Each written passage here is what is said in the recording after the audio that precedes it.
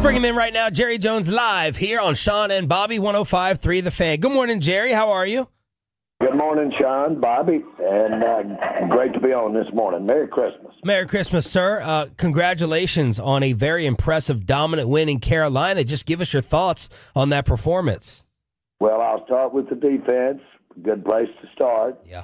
And Mike Zimmer, really proud of what he's done, and they've done executing and putting in kind of use of our guys that Mike has had in mind. And candidly, I can go through many players, but I like what we're trying to do on defense and like the enthusiasm that we're playing. And, of course, Cooper Rush was a guy that I know we all thought against Cincinnati we could have gotten a little more out of Cooper. But, boy, is he making a huge difference in terms of really the running game. His before-snap calls, his lining up, what he's doing actually has opened that running game up for us. Jerry, you've had a lot of different unheralded guys, undrafted free agents, young players step up in the last couple weeks. Why do you think things have gelled better over the last month compared to when you had more of your big-time investments available to you earlier in the year? Well, I think you've got to look at level of competition the days that we played it. Yeah. Baltimore was really playing well the day we played them. So was New Orleans. Baltimore still playing well. Of course, New Orleans has stepped back a little, but not a little, but a great deal compared to the day we played them. But we hit some teams riding pretty high there early, and we were out of whack, I think, on both sides of the ball during those games. Jerry, this is turning into a great fan debate, and I'm curious how you weigh them. Having more of your pieces so far early in the year against better competition and losing those games the way you did versus the resolve and the depth stepping up here and not quitting against some lesser competition. How do you weigh and balance all that together? Well, first of all, I'm going to be very practical and say I don't like that we've ended up with the record we've got. I don't care what the ebbs and flows of when you're playing your best or when you have basically had all your players out there, if you're going to look at player availability. All of that gets right down to where we are right now in the standings. And this is not where you want to be. It's not where we'd planned to be. And so I think that's got to be looked at and weighed carefully. How did you get here? And I don't care how well you're playing. Now, give us 2 or 3 more ball games, and if we're sitting here and we've won out and we're knocking on that door and could get in that playoffs, then that's the time to have a conversation as to whether or not you would have preferred it early, late, or in between. That's the great thing about a 17-game season. That's a great thing about pro football. It's pretty. The competition is really very level, and everybody's got good players. Everybody gets them hurt. Everybody's got a chance to compete with the number of teams we put in the playoff. All of it has made it the best I've ever seen it as far as the competition. Cowboys owner and general manager Jerry Jones joining us here on 105 through the Fan. So, Jerry, when we reference those players stepping up, those undrafted free agents, those young guys stepping up and playing like that feels like really great diamond mining from Will McClay, your personnel department. It seems like there's interest every offseason in Will from other teams. Have you ever allowed yourself to consider, okay, how, Will McClay or some of your scouting staff leaving would challenge what you guys have built, or do you just say, I'm not going to put myself in that headspace until it's absolutely necessary? No, you don't do that. You lose people. When you're successful, no matter what, that creates quite a demand for your people, and that's the NFL. And you see, you have a system in place that you want to reward anybody doing well, but we've got, you can have a lot of people involved on who gets on the field. And then you've got a lot of people involved that when they get on the field, how they play, that's your coaching staff. So you can't look at it as though any one person is got the responsibility for really this year. Very candidly, I don't know that you want the responsibility of a lot of, at least I haven't read from you guys, the media, that anybody's doing any favors out there as far as putting players on the field. Well, Jerry, I'm going to possibly do you a favor right here and ask if you'd like to spike the football over the running back argument that we've all talked about all year long. Has Rico Dowdle's play allowed you to spike the football with the Derrick Henry stuff and all the Z criticism throughout the year?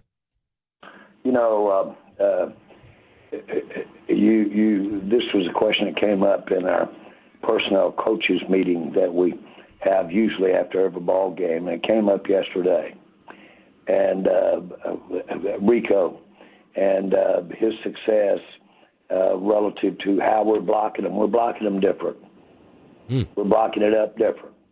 Our quarterback is really, as I said earlier, our quarterback is really helping our running game by helping identify what we need to do when we get to the line of scrimmage. But we've made, again, like I say, some adjustments. But we've also seen the very best of what Rico does the best. He can hit those soft spots, and he hits it violently. But it's a combination of things. And then you've got to be able to rush really reads quickly. He makes real quick reads out there. And he makes quick reads after the ball is snapped, of course, as well. And those are giving us some plays. I know a lot of people say, well, but I think his accuracy could use some improvement. And, of course, there's always room for improvement in anybody. But a combination of things, not only blocking it up, but of, let's say, giving them the ball. All of those things are making that running game go, not to take anything away from Rico. Rico's issue has been his availability. He's been outstanding. He's got about as much explosiveness when he picks a spot. He's got as much explosiveness as anybody we've seen, and we saw that last year, and we've seen it the year before. We just didn't avail ourselves of it because of some of his availability. Jerry, our teammate here at the station, Brian Broaddus, a guy who worked for you for a number of years, he was talking recently, and he had said, man, I hate the idea of developing players like Oso Odigizua or Rico Dowdle, and then you have them leave in free agency, and you see some other team reap the rewards of the work that you put in. When you see those guys playing as well as they are, knowing that they're impending free agents, does that thought cross your mind, too, of I would hate to think that this work we've put in to help these guys grow might end up somewhere else? Well, that's zeroing in and good. It's a good thing to do. That's zeroing in on the player itself. What goes with leaving is how it fits in your cap and where you are, and that happens. Look at Pollard. Pollard's there with Tennessee, of course. And my point is, welcome to the NFL. You're basically, I was noticing Bill Belichick the other day, and the article was talking about his going to college and going to the collegiate game. And basically it's one of just really rotating players and to a big degree. And he's excited to see how that really fits his idea of how to put a team together. And so I think you're seeing where you're evolving that you're going to have a lot of movement in players. Jerry, we've talked a lot about the future of Mike McCarthy this year, and obviously we know Mike Zimmer's also got an expiring deal. As you evaluate their performance down the stretch, do you view McCarthy and Zimmer as kind of tied together? Well, in a way, I do, and especially after the last ball games. And but I think you're seeing the best of Mike Zimmer, and maybe I shouldn't say that. You're beginning to see some of the best, but maybe the best is still ahead of us. But he's been real impressive now, putting that defense together with the attrition that we've had with availability with our players. So I give him that. Mike, I don't know how you cannot say that his team has shown that they'll handle adversity, and he can get you there with the injury situation impacting the availability of those players. I hate to keep repeating that, but it's so obvious. And yet have that team playing at the level it's playing. So, yeah, I give them both high grades this year. Jerry Jones, brought to you by your North Texas Ford dealers. Ford is the best in Texas. I don't know how many times in our 15 years we've had you react to Stephen Jones headlines. So it's Stephen in the news over the past week. We'd love to get your comment on, number one, Stephen suggesting that this upcoming offseason, Jerry, could be a little bit tight with the budget as last offseason was. Could you just address and comment on that? Well, I think that I'm going to say that all seasons, when you're rolling with the expense that you have at the quarterback position, and I'm not just talking about the Cowboys, I'm talking about all teams. When you've made that kind of commitment, it's different than when you're dealing with a period of time when your quarterback isn't one of the higher paid players. And that's, I'm doing this generically. I'm not doing it for Stephen or doing it for the Dallas Cowboys. I'm doing it generically. Yeah. Anybody that is paying the premium price for the quarterback has got some tightness and some frugality involved in their salary cap, period. That's the system. And can that be done and successfully and really done in a way that gives you every bit the chance to go to the Super Bowl that others have? Absolutely it can be. And but it's just done with the recognition that you've got to make that work. We've really laid it in to at least two of our players this year, and I wouldn't redo that if I could redo it 1,000 times, because between Lamb and Prescott, we've got two cornerstones of how we're going to be playing ball over the next 4 or 5 years. That's a good thing, and I'm excited about it. But it's going to cause us to have to be real good managers as we go forward. So, Jerry, I'm fully admitting this is way above my head. I can't do the math. I don't pretend to understand the math. But different capologists on social media and out there that follow football say, well, the Cowboys can just flip the switches. You flip Dak, you flip Lamb, you got $100 million to spend. All you got to do is flip the switches. What do you say to those mathematicians? Nothing. I agree. Flip the switches, and you've got what you got, but you can't. You've got a limit as to the availability of the under the cap when you flip those switches.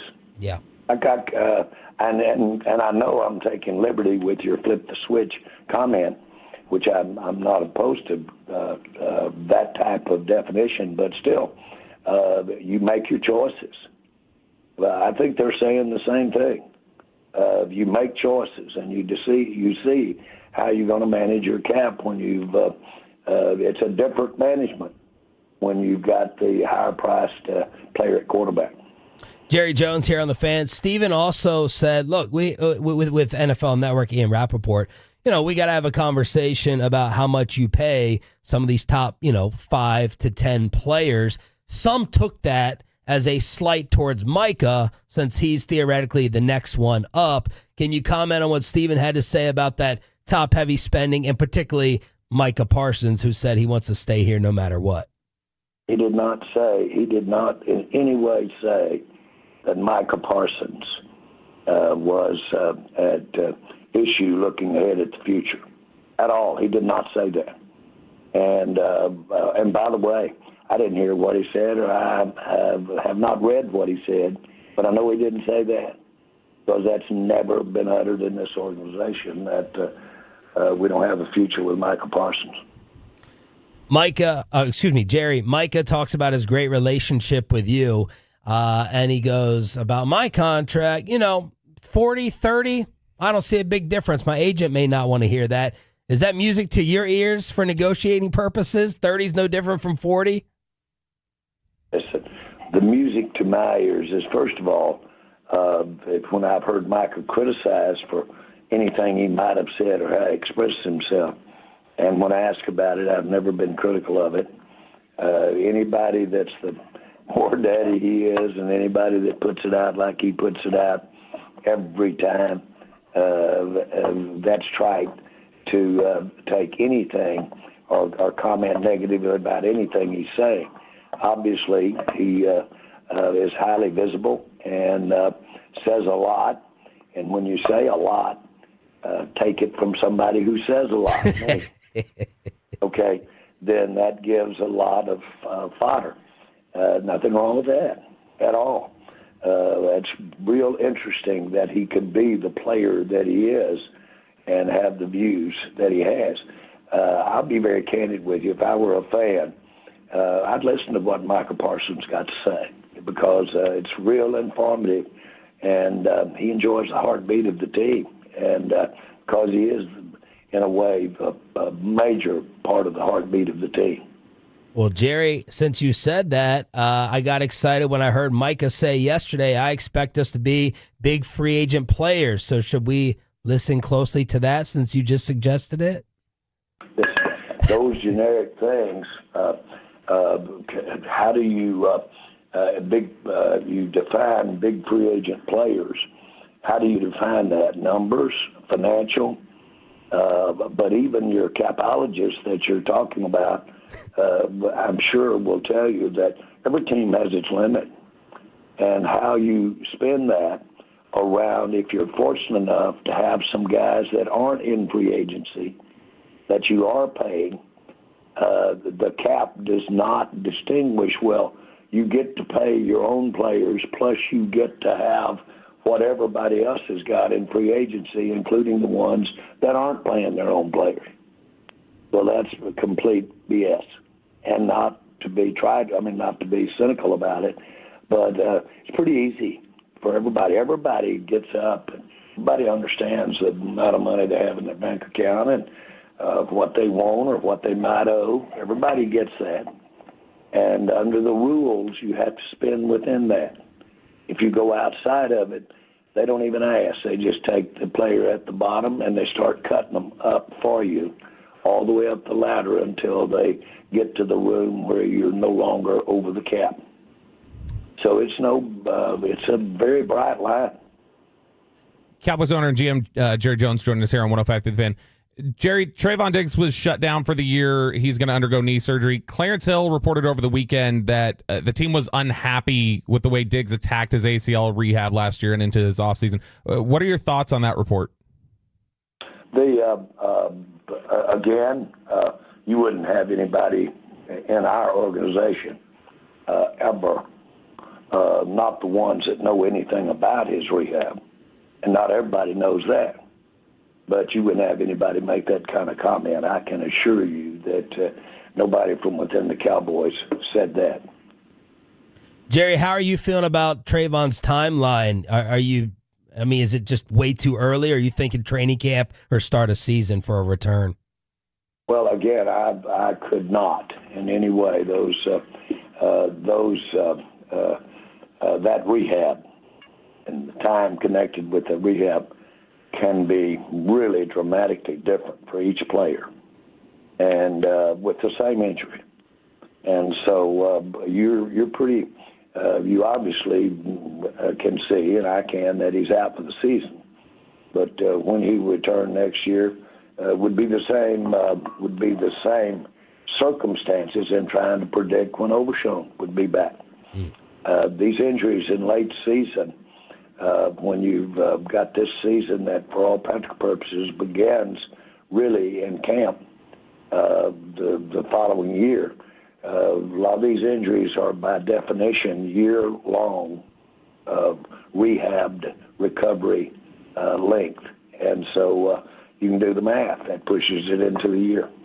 All right, Jerry, last one. I want to finish up with a final taste of that Carolina victory. Xavier Legette, their receiver, says that he eats raccoon, and that set the food world ablaze. We talk about hunting and game with you. Have you ever had raccoon or anything similar which would shock a lot of other non-hunters or game eaters?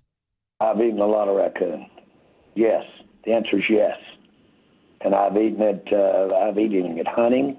I've actually had it served by my mom at the table away from hunting. And I have eaten raccoon. And yes, it's not uncommon at all. I'll tell you something that is one of my favorites is squirrel.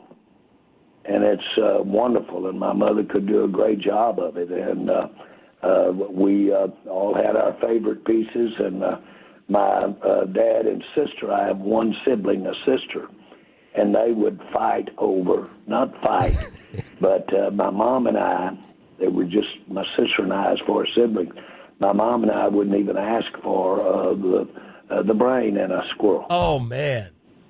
And delicious, seriously. My dad loves cow my brain. sister always got it, or my dad.